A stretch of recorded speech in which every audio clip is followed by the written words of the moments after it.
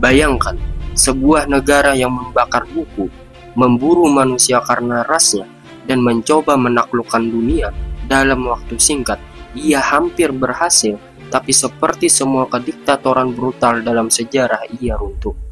Inilah cerita tentang kekuasaan, kegilaan, dan kehancuran Nazi Jerman.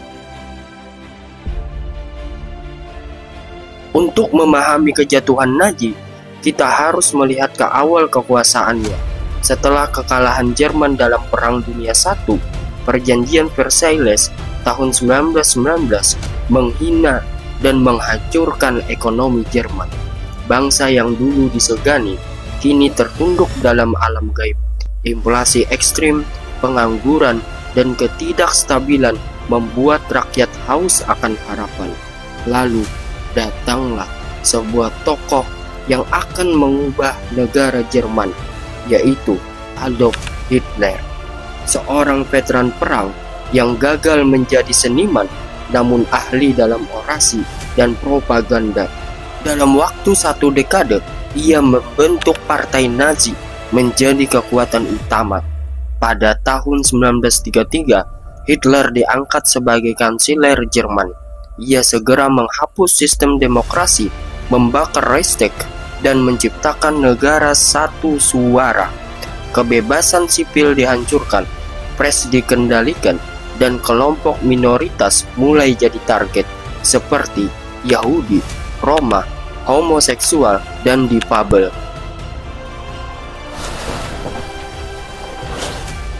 Awal dominasi dan kesalahan fatal.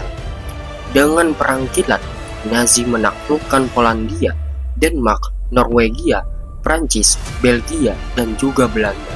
Dunia makin terpana, Inggris hampir menyerah, tapi Hitler membuat kesalahan fatal yang menjadi awal kehancurannya. Pada tahun 1941, ia melanggar fakta non-agresi dengan Uni Soviet dan melancarkan operasi Barbarossa, invasi terbesar dalam sejarah manusia. Nazi menyerbu hingga ke gerbang Moskow, tetapi gagal menaklukkannya. Hingga saatnya datanglah musim dingin Rusia yang amat dahsyat dan mematikan. Peralatan Nazi tak siap, logistis berantakan, rakyat Soviet bertahan mati-matian. Di Stalingrad 1942 sampai 1943, Nazi kalah total. 300.000 tentara Jerman terkepung dan sebagian besar tewas atau ditangkap. Ini adalah titik balik Perang Dunia II. Setelah Stalingrad, kekalahan demi kekalahan menimpa Nazi. Di Afrika, Rommel kalah dari pasukan sekutu. Di Italia, Mussolini digulingkan dan Jerman terpaksa mengerahkan pasukan tambahan. Pada Juni 1944, sekutu membuka front barat lewat D-Day, invasi Normandia yang legendaris. Jerman kini terjepit oleh Amerika, Inggris, dan Prancis dari barat, sedangkan dari timur ada Uni Soviet. Sementara itu, ekonomi Jerman kolaps, pabrik-pabrik dibom, kota-kota seperti Dresden hancur, warga sipil hidup dalam ketakutan. Hitler menolak realita dan terus memerintahkan serangan yang tak akan masuk akal. Di dalam lingkungan Nazi sendiri, mulai terjadi perpecahan.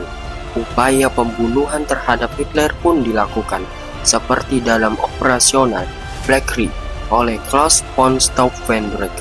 Gagal dilakukan, namun menunjukkan bahwa kepercayaan terhadap Führer mulai rapuh.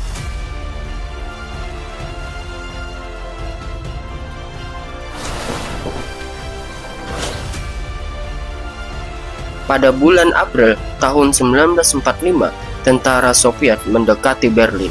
Hitler bersembunyi di sebuah bunker bawah tanah di bawah Reichswehr. Ia makin paranoid, marah, dan terisolasi. Ia memecat jenderalnya, meragukan kesetiaan bawahannya, dan percaya bahwa rakyat Jerman layak punah jika mereka kalah perang. Saat Berlin dibombardir, rakyat sipil mencoba melarikan diri, tapi jalan keluar hampir tak ada. Di atas tanah, kota terbakar. Di bawah tanah, Hitler menikahi Eva Braun pada tanggal 29 April dan keesokan harinya mereka bunuh diri bersama. Tubuh mereka dibakar atas perintah Hitler. Ia tak ingin mayatnya dipajang seperti Mussolini.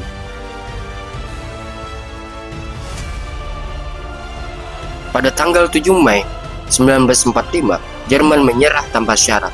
8 Mei 1945 diperingati sebagai VA Day, Victory in Europa Day. Dunia bersorak, tapi Eropa tinggal puing. Nazi runtuh, tapi harga yang dibayar manusia terlalu tinggi. Lebih dari 70 juta tewas dalam Perang Dunia II. 6 juta orang Yahudi dibantai dalam Holocaust. Jutaan warga sipil kehilangan rumah, keluarga, dan masa depan mereka.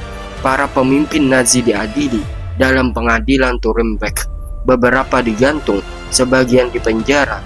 Dunia berusaha memahami bagaimana ideologi kebencian bisa mengubah manusia menjadi seorang monster.